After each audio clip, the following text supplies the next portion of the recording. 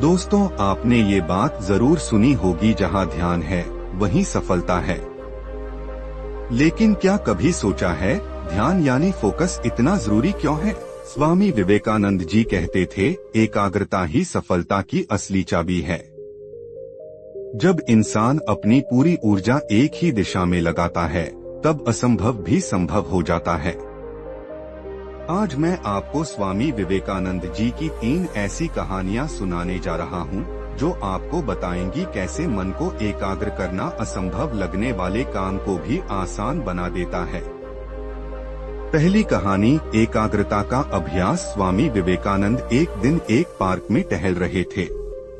अचानक उनकी नजर एक छोटे से लड़के पर पड़ी, जो एक खाली कॉपी में कुछ लिखने की कोशिश कर रहा था, लेकिन हर बार कुछ गलती कर देता और पेज फाड़कर फिर से शुरू करता। कुछ समय बाद वह लड़का स्वामी जी के पास आया और बोला, स्वामी जी, मैं पिछले 3 घंटे से इस श्लोक को सही लिखने की कोशिश कर रहा हूँ, लेकिन हर बार कोई न कोई गलती हो जाती है। स्वामी जी मुस्कुराए और बोले, बेटा, ये सिर्फ तुम्हारी एकाग्रता की कमी है। हमारा मन हमेशा इधर उधर भटकता रहता है, क्योंकि हम अपनी ऊर्जा बिखेर देते हैं। एकाग्रता का मतलब है अपने मन और इंद्रियों को सिर्फ एक काम में लगाना। जब ऐसा करोगे तभी गलती नहीं होगी। लड़के ने पूछा, स्वामी जी, लेकिन जब बार बार मन भटकता है तो क्या करूं? स्वामी जी बोले, बहुत आसान है। जब भी तुम्हारा मन भटके, 5 गहरी सांसें लो और खुद को अपनी सांसों पर ले आओ। न्यू लाइन, जब तुम लिखो तो महसूस करो कलम का हाथ में होना, कागज की आवाज, सब महसूस करो। पूरा ध्यान बस लिखने पर लगाओ। जब मन और शरीर एक हो जाते हैं, तब काम में डूब जाते हो, फिर गलती नहीं होती। लड़के ने स्वामी जी की बात मानी, ध्यान लगाकर लिखना शुरू किया और जल्द ही श्लोक बिना गलती के पूरा कर लिया। स्वामी जी मुस्कुराए और बोले, देखा बेटा, यही है एकाग्रता की ताकत। जब मन और इंद्रियां एक काम में लगती हैं, तभी सफलता मिलती है। दूसरी कहानी, मोमबत्ती और हवा का इम्तिहान। एक दिन एक युवक बहुत परेशान होकर स्वामी विवेकानंद जी के पास आया। न्यू लाइन, स्वामी जी, मैं कई बार परीक्षा देने गया, लेकिन हर बार असफल हो जाता हूँ। स्वामी जी ने मुस्कुराकर कहा, आओ, मैं तुम्हें एक प्रयोग करवाता हूँ। फिर उन्होंने एक जलती हुई मोमबत्ती उसके हाथ में दी और बोले, इसे लेकर उस पेड़ तक जाओ, लेकिन ध्यान रहे मोमबत्ती बुझनी नहीं चाहिए। युवक मोमबत्ती लेकर चला, लेकिन हल्की हवा चली और लौ बुझ गई। वह बार बार कोशिश करता, लेकिन हर बार मोमबत्ती बुझ जाती।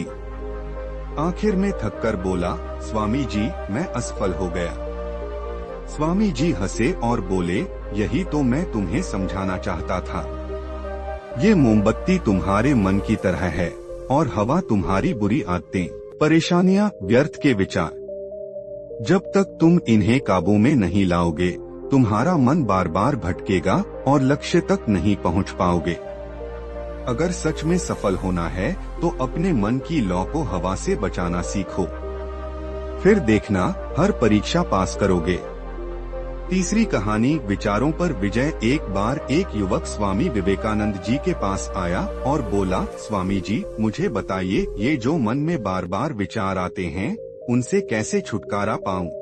न्यू लाइन, स्वामी जी बोले, ठीक है, पहले एक परीक्षा दो। न्यू लाइन, फिर एक गिलास पानी भरकर उसे दिया और कहा, न्यू लाइन, जब तक मैं ना कहूँ, इसे हाथ में ऐसे ही पकड़े रहो, एक बूंद भी नीचे नहीं गिरनी चाहिए। युवक ने गिलास पकड़ लिया। शुरू में तो सब ठीक चला, लेकिन थोड़ी देर बाद उसके मन में सवाल आने लगे। न्यू लाइन, कब तक पकड़ना होगा? अगर हाथ कांप गया तो?